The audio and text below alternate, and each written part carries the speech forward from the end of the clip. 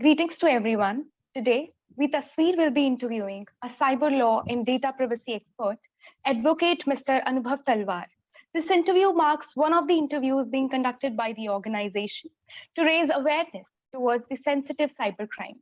Talking about Tasveer, it's an initiative which is trying to raise awareness among the masses about the cybercrimes prevailing in our society and the legal remedies available. Now, to further introduce our guest interviewee, today we have with us cyber law and data privacy expert, Advocate Mr. Anubhav Talwar. We humbly welcome you on Tasveer Speaks, sir. As far as Sir's formal introduction is concerned, he has done his BLLB honors from Law College Dehradun and further pursued LLM in cyber law and cybersecurity from the National Law University, Jodhpur. Moving further, he has served as assistant professor of law at the Asian Law College, delivering numerous lectures on cyber law, media law, and so on. A few months down the line, he joined legal cyber law division of Ministry of Electronics and Information Technology as an assistant manager. And presently, he is working in the National Health Authority, working towards legal and policy aspect pertaining to data privacy in Ayushman Bharat Digital Mission. We are extremely grateful to have you here today, sir. With Thank your you, permission, Ashima. may we start off with the questions? Surely, Vishnu. Yes, sir. So, moving towards our first question, that is, India is considered to be a data gold mine for the major league tech giants, legal tech giants. So, Indian citizens have been the victim of numerous instances of data breaches and the privacy violation. Take, for instance, the Cambridge Analytica incident or the Aadhaar card account breach of 1.1 million citizens. Or for that matter, you can take up the 2018 personal data leak incident of 5 lakh Google Plus users. So, what do you think is the root cause of all these major data breaches? Uh, well, Ashima, I think that, and I also believe, information is the source, vital, important resource to gather knowledge. And for that purpose, until and unless there is an open market in where data is being sold like anything, such breaches will tend to happen. And beside that, there are numerous policies of the companies itself, of the body corporates itself, which are not adhering and are in totality with the law of land. Even though some of the negligent act of the employees, mistakes, tend to such data leaks. And beside that, users also, even though the citizens also of the nation are not that much aware that from where to download the app and where to give access and where not to. So that's the major concern which leads to the data breaches. And until and unless awareness in these regimes are taken care of, such kind of data breaches will tend to happen. That is what I believe so. That's very true, sir. These negligent behaviors and the lack of awareness is one of the major reasons behind all these data breaches, which is happening across our country. So, major cybercrime incidents like compromise of passport details of 4.5 million passengers of Air India due to the data breach at the system of the airline service providers, along with the fact that the order details of 180 million customers of Domino's Pizza, it all affected the incidents. And there was, in the COVID situation, in COVID-19, test results of almost 1,500 Indian citizens were also found to be attacked by the cyber hackers. So considering all these events which are happening across our country, why do you think that we have lagged so far in mending our IT acts in order to like address all these concerns which are happening all across our country? So, Ashima, as we are dealing and talking about the cyber regime, World Wide Web is so dynamic and vibrant that there will be always a need to cope up with the law. So IT Act is needed time and again to be amended. But that doesn't mean that we should lose our patience and have a law which is not that much comprehensive and is having numerous of lacunas. So, to the best of my knowledge, government is working on it and they are dealing and having a word with the stakeholders so that they can come out with a good law, which will somehow will prove and give a win-win situations to all. So let's hope for the best and we'll be having a good law per se. So Yes, sir. that is the thing. Okay. So moving on to the next thing that we have. So what are your views on the fact that till May 2021, no Indian companies were penalized for data breaches since the drafting of IT Act 2000? Uh, though there are numerous instances which we have even talked about right now. So they have happened to more than 52% of all the organizations. So Uh, what are your views on that? Ashima, your voice is breaking. I wasn't able to understand. Very sorry Uh, for that. Can you please come okay, again? sir. Yes, sir, sure. I'll repeat the question. So, am I audible now? Yeah, you are audible. Yes, sir. So, the question is, so what are your views on the fact that till May 2021, no Indian companies were penalized for the data breaches since the drafting of IT Act 2000, though the cyber security incidents have been reported to have impacted more than 52% of the all organizations in India over the past few years? So, Ashima, as of now, under Section 46, delegating officers are being appointed and they are taking care of any contravention issues pertaining to data breach. If any data breach tends to happen by the body Okay. corporate under Section 43A, then adjudicating officers have to deal with it. They are adjudicating it. And presently, state secretaries of the IT department of the states are the adjudicating officers under Section 46. And I believe so. And Okay, I, sir. to the best of my knowledge, I know that numerous of incidents have been reported to each and individual adjudicating officer on their uh, particular instances, and they have been dealing with it. And number of cases have been disposed of, under which penalties have been imposed on the individual as well as on the entities also. Like we can say that there are certain examples of state of Maharashtra, wherein there were certain cases pertaining to data breach, like Vinod Kaushik versus Malvika Joshi and Amit D. Patwan versus Rootpan India case, Okay, under sir. which adjudicating officer has penalized accordingly and awarded compensation and damages. So we cannot say that no action has been taken yet, but you should go and see by state-wise that how much of the reporting has been done for the data breaches and what has been the conclusion under those particular cases.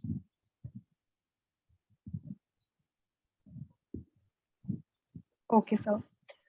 So, sir, considering all these issues that we have talked about so far and the loopholes which are there in our IT Act, so people usually start labeling the IT Act as something that we call a toothless tiger. So, what are your views on that? I will not agree with this that IT Act is a toothless tiger, though the tiger tooth needs to be sharpened on timely basis. And during COVID pandemic also, when hostile countries tried to evade our data, our information to their country so that they can manipulate us easily, IT Act played a very vital role. And government, with the help of Section 69A, was able to curb that incident and control that particular action, which was tend to harm India on a huge level. And beside that, if you will go and trace the records under that how much of cyber crimes have been reported till now and the actions have been taken, IT Act has played a good role.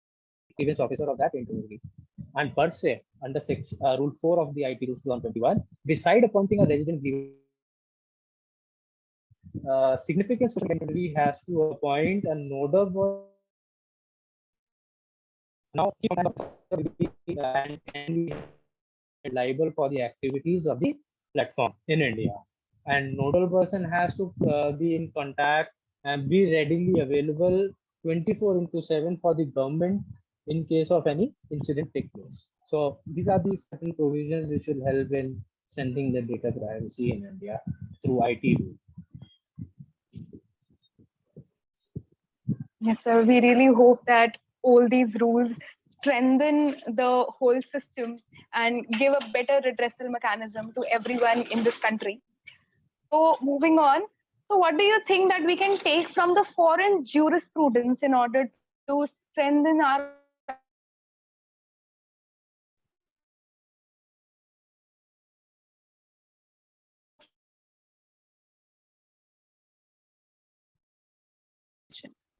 India has a policy improvising and applying. And we can see that even though in our constitution we have incorporated certain provisions by taking them from other jurisprudence and other countries' constitution. And even though, moreover, IT Act was amended with respect to the resolution passed by the United Nations for the unilateral model on e-commerce law. And under Article 253, to give respect to international covenant and agreements, IT Act was enacted. And so on and so forth. I believe that numerous of advancements are being done by the world in this area of cyber regime. And moreover, in the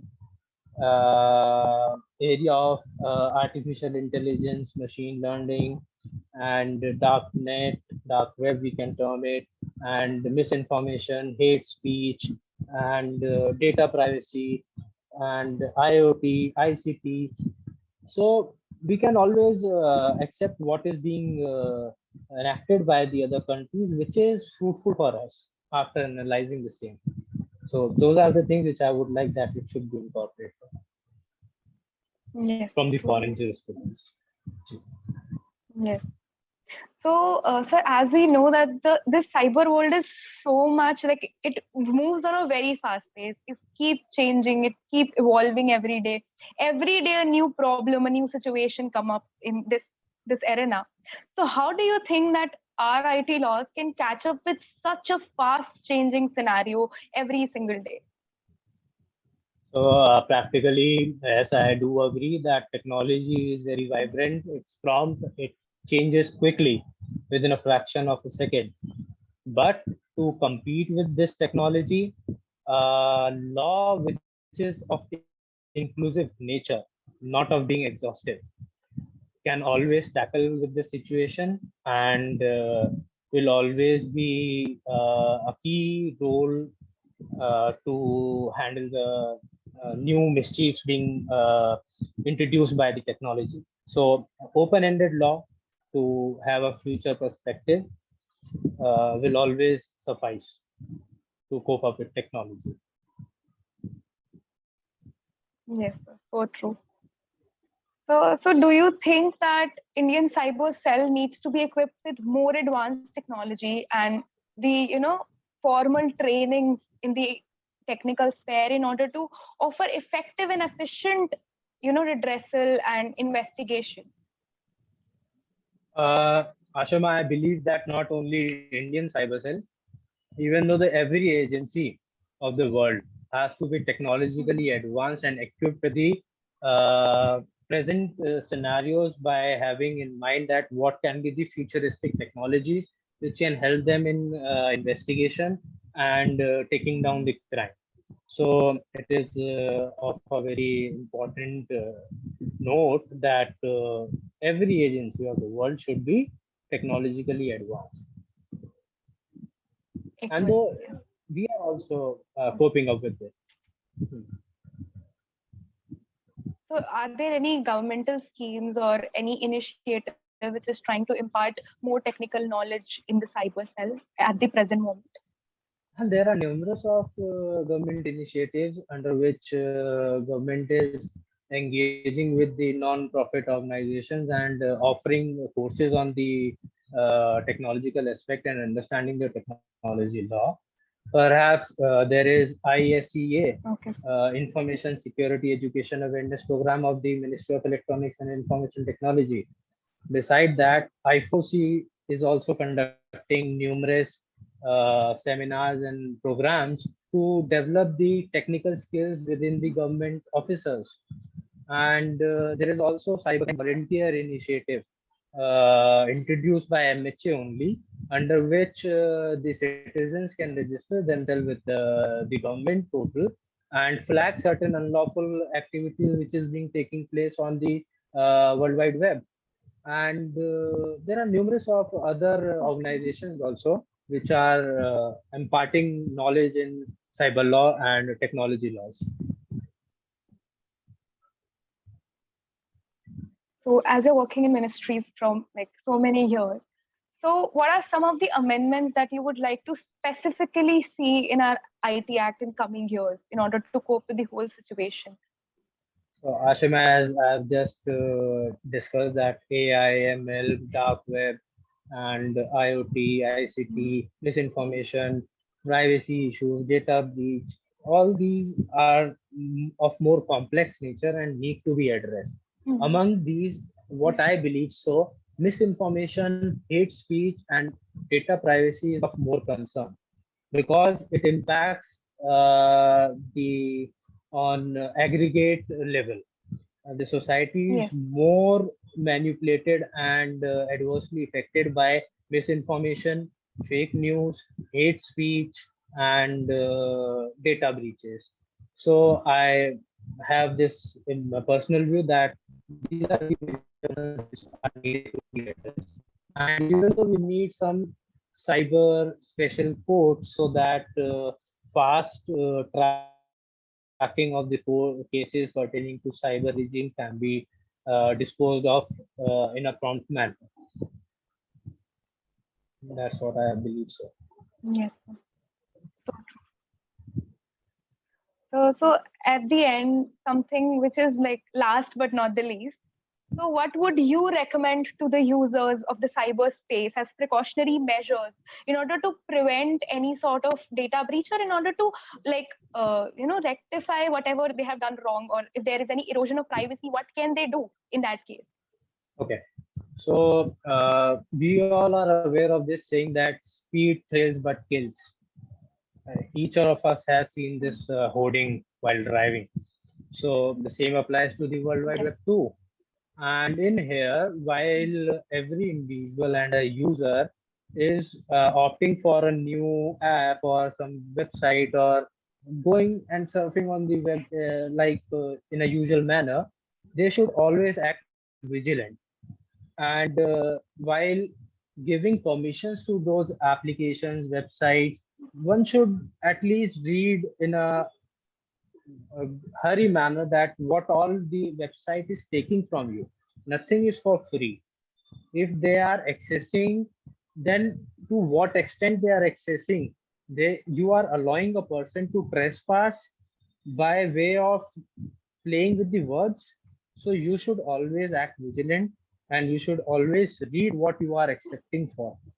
And beside that, uh, people should also have discussions amongst themselves in family and amongst friends because elders and minors are Mm. more vulnerable to technology, and this is the opportunity to the generation and the people of our age so that they can give something to the society by imparting their knowledge in terms of technology to the elders and minors so that they cannot fall prey for certain mishappenings and can act wisely on World Wide Web.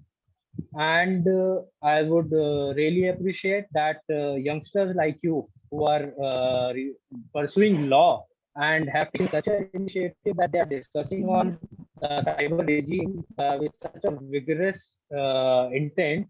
That is also very good. This is what helps the regime. A small initiative can bring a big impact. So this is what you So have true. to be morally correct. and you should always maintain cyber hygiene. You should not invade in other person's privacy willfully and with a malified intention. And you should give space to everyone. And that's what you seek from others. You should give that to others. You will give respect, you will earn respect, and that will help in maintaining the cyber hygiene. That's what I would like to say to the people as of now. Thank you so much, sir. It was such a wonderful conversation. It was amazing having you with us for this conversation. I myself have learned a lot, and I believe that everyone who is watching or will watch this podcast will learn a lot from you. Thank you so Thanks to much, you. sir. Thanks to It was Tasveer. great. We are really, All really the best to grateful you to guys. have you. Take care. Thank Okay. you so Bye much, bye. sir.